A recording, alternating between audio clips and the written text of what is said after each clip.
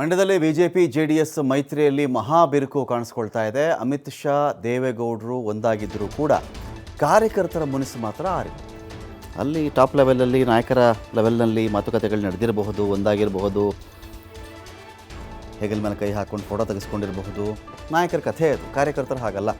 ಜಿದ್ದಿ ಕಿತ್ತಾಡ್ಬಿಟ್ಟಿರ್ತಾರೆ, ಕೇಸ್ಗಳಾಗಿರ್ತವೆ, ಹೊಡೆದಾಟ ಮಾಡ್ಕೊಂಡಿರ್ತಾರೆ, ಆಸ್ತಿ ಪಾಸ್ತಿ ಕಳ್ಕೊಂಡಿರ್ತಾರೆ, ಕೋರ್ಟ್ ಕಲಿತಾ ಇರ್ತಾರೆ. ನಮ್ಮ ಕತೆ ಏನು ಅಂಥೇಳಿ ಕಾರ್ಯಕರ್ತರ ಮನಸ್ಸು ಜಾಸ್ತಿಯಾಗಿದೆ. ಸಕ್ಕರೆ ನಾಡಲ್ಲಿ JDS ವಿರುದ್ಧವಾಗಿ BJP ಒಂದು ಕಡೆ ಶಕ್ತಿ ಪ್ರದರ್ಶನ ಮಾಡ್ತಾ ಇದೆ. ಇಲ್ಲೇ ನಿಂತುಬಿಟ್ಟಿದ್ದಾರೆ ಇವರು. JDS ವಿರುದ್ಧವಾಗಿ ಕಾರ್ಯಕರ್ತರು ಸಕ್ಕರೆ ನಾಡಲ್ಲಿ ನಾವಿದ್ದೀವಿ BJPಯವರು ಅಂಥೇಳಿ ಅವ್ರು ಮಾಡ್ತಾ ಇದ್ದಾರೆ. JDSಗಿಂತ ಮಂಡ್ಯದಲ್ಲಿ ನಾವೇನು ಕಮ್ಮಿ ಇಲ್ಲ. ಟಿಕೆಟ್ ನಮಗೆ ಕೊಡಿ, ಅವ್ರಿಗೆ ಕೊಡ್ತೀರಿ? ಮಂಡ್ಯದಲ್ಲಿ ಟಿಕೆಟ್ BJPಗೆ ಬರಬೇಕು ಅಂತ ಹೈಕಮಾಂಡ್ಗೆ BJP ನಾಯಕರು ಕಾರ್ಯಕರ್ತರು ಆಗ್ರಹ ಮಾಡ್ತಾ ಇದ್ದಾರೆ. ಜಿಲ್ಲಾಧ್ಯಕ್ಷ ಡಾಕ್ಟರ್ ಸಿದ್ದರಾಮಯ್ಯ ನೇತೃತ್ವದಲ್ಲಿ BJPಯ ಶಕ್ತಿ ಪ್ರದರ್ಶನ ಜೋರಾಗಿದೆ. ಹಾಗಾಗಿ ಮಂಡ್ಯ ಭಾಗದಲ್ಲಿ ಹಾಗಾದರೆ JDS BJP ಸಂಬಂಧ ಹಳಿಸ್ಕೊಂಡಿದೆಯಾ?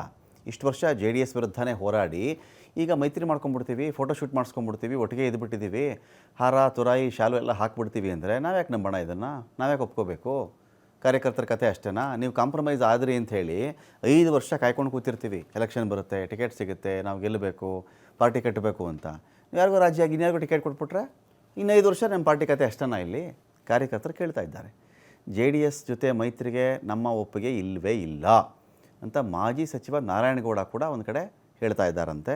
ಕೆರಗೋಡು ಕೇಸ್ ಆದಮೇಲೆ ಮಂಡ್ಯದಲ್ಲಿ ನಮಗೆ ಬಲ ಜಾಸ್ತಿ ಆಗಿಬಿಟ್ಟಿದೆ ಅಂತ BJPಯ ಲಾಜಿಕ್. ನಾವ್ಯಾಕ್ರೆ JDS ಜೊತೆ ಹೋಗಬೇಕು ಅಂತ ವರಿಷ್ಠರಿಗೆ ಮೆಸೇಜ್ ರವಾನೆ ಆಗ್ತಾ ಇದೆ. ಈಗ ಅನೇಕ ರಾಜ್ಯಗಳ ವಿಚಾರದಲ್ಲಿ ಗಮನಿಸ್ಕೊಂಡ್ರೂ ಕೂಡ BJPಯೊಂದಿಗೆ ಮೈತ್ರಿ ಮಾಡಿಕೊಂಡಂಥ ಪಕ್ಷಗಳು ಆಮೇಲೆ ವಿಲೀನ ಆಗಿದ್ದೇ ಹೆಚ್ಚು, ಅಥವಾ ಡಿವೈಡ್ ಆಗಿರೋದೇ ಹೆಚ್ಚು, ಅಥವಾ ನಾಮಾವಶೇಷ, ಮೂರಲ್ಲಿ ಯಾವುದಾದ್ರೂ ಒಂದು. ಸೊ ಆ ಒಂದು ಸ್ಥಿತಿ ಇಲ್ಲಿ JDSಗೂ ಬರ್ತಾ ಇದೆಯಾ? ಮಂಡ್ಯದಲ್ಲಿ ಕಾರ್ಯಕರ್ತರು ಕೆರಗೋಡ ಧ್ವಜ ಇಟ್ಕೊಂಡು ನಾವೇ ಸ್ಟ್ರಾಂಗ್ ಅಂತ ಅವ್ರು ಮಾತಾಡ್ತಾ ಇದ್ದಾರೆ. ಹಾಗಾದರೆ ಮಂಡ್ಯದಲ್ಲಿ ಏನು ನಡೀತಿದೆ ಅಂತ ಒಂದು ಕುತೂಹಲ ಇದು.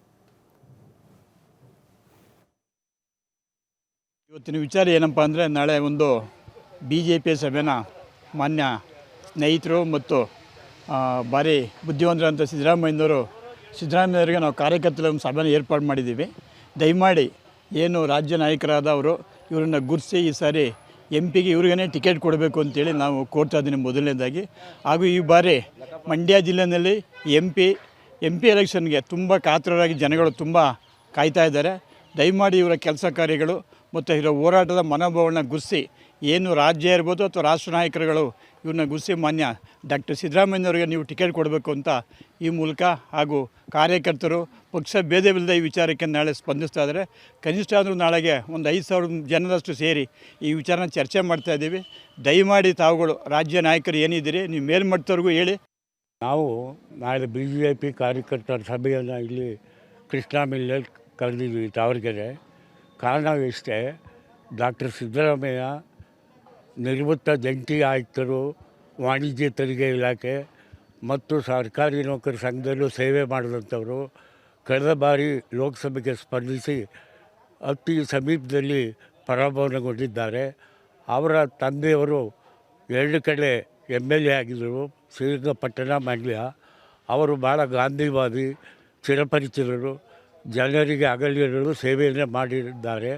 ಅವರ ಕುಟುಂಬದ ಡಾಕ್ಟರ್ ಸಿದ್ದರಾಮಯ್ಯನವರಿಗೆ ನಾವೆಲ್ಲರೂ ಒಮ್ಮತದಿಂದ ಅವರಿಗೆ ಸೀಟನ್ನು ಕೊಟ್ಟು ಪಾರ್ಲಿಮೆಂಟಿಗೆ ಕಳಿಸ್ಕೊಡ್ಬೇಕು ಅಂತ ನಾವು